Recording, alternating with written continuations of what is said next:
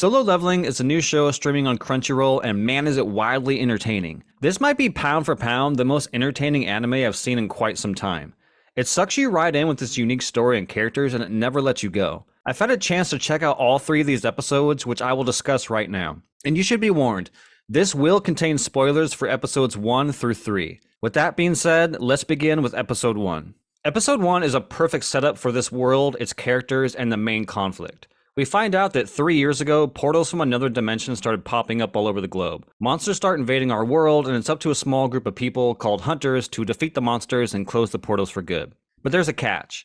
Each hunter from the guild has a rank, determined by how powerful they are. And the ranks are as follows. The strongest to weakest. S rank, A rank, B rank, C rank, D rank, and the lowest of the low, E rank. And E rank is where we begin with our protagonist Jinwoo Sung, an E-rank hunter about to go on a dungeon run with other hunters. It's established that hunters can invade portals and go dungeon raiding, meaning they clear out all the monsters in the dungeon and ultimately kill the main dungeon boss. By doing so, the portal will close for good. Episode 1 is about Sung going on a C-rank dungeon raid. He's trying to make enough money for his mother's hospital bills, or his treatment, I can't remember which. Once in the dungeon, with the hunter raiding party, Sung gets injured from a goblin. The others kill the dungeon boss and everyone thinks the dungeon is over. However, someone in the party spots a tunnel nearby, thus forcing the group to make a decision. Go through the tunnel into the second level of the dungeon, or leave the portal altogether. The group decides to move forward into the tunnel. They eventually find a massive door that leads into a large tomb with many statues surrounding its perimeter. Once inside the tomb, the massive door is closed, trapping the hunters in the large tomb. The episode ends with the biggest statue killing off members of the hunter party, causing panic amongst the group and leaving us with the question, how are they going to escape this tomb? This is a great first episode. The concept is engaging, and the episode has a perfect flow to it. We like Jinwoo and want him to succeed. He's the underdog in this series, the weakest of the bunch, so we inherently want to root for him here. I also love how the episode ends. It ends with such a great cliffhanger, and it sets up episode 2 with great anticipation. Episode 2. Episode 2 is all about how these characters are going to escape the massive tomb. With Jinwoo's keen awareness of his surroundings, they begin to solve the tomb's puzzle. They must adhere to written commandments written onto one of the statues.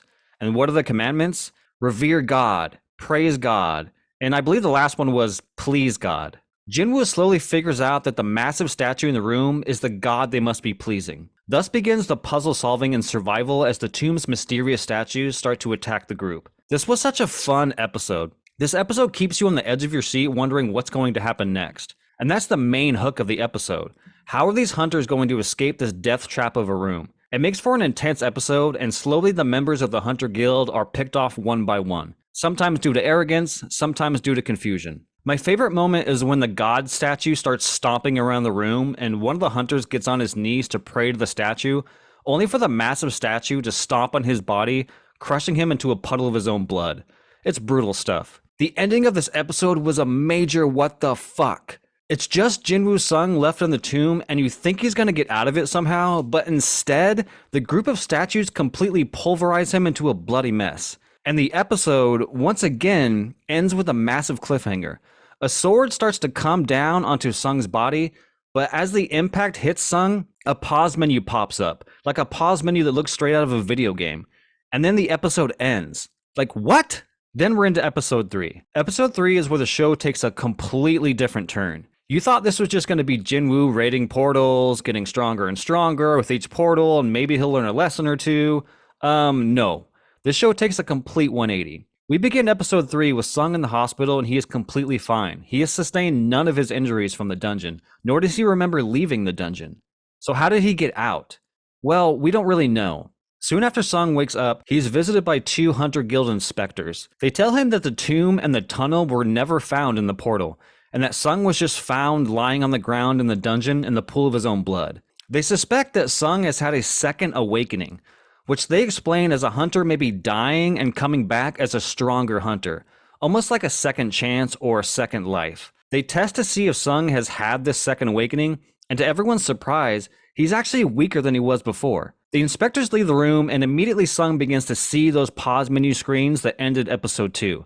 They are floating menus that are giving him quest lines and side quests. He clicks on one where the objective is to get into shape, do 100 push-ups, do 100 sit-ups, stuff like that. He completely ignores it, causing the menu to punish him in a pretty amusing scene. His punishment is to survive in the desert while a bunch of desert dragons are trying to kill him. Once he returns, he begins to listen to the floating menus and do what they ask. By doing so, he begins to get stronger. The episode ends when he enters a dungeon by himself and gets trapped. In sudden danger, the episode just ends.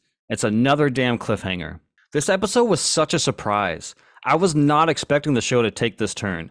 It basically turned Sung into a video game character, leveling up, doing side quests, receiving loot or gifts. It was a shocking turn of events, and I can't wait to see where we go from here. And it left me with a lot of questions. Is Jinwoo Sung real? Is he an avatar? What was that tomb and why did it disappear?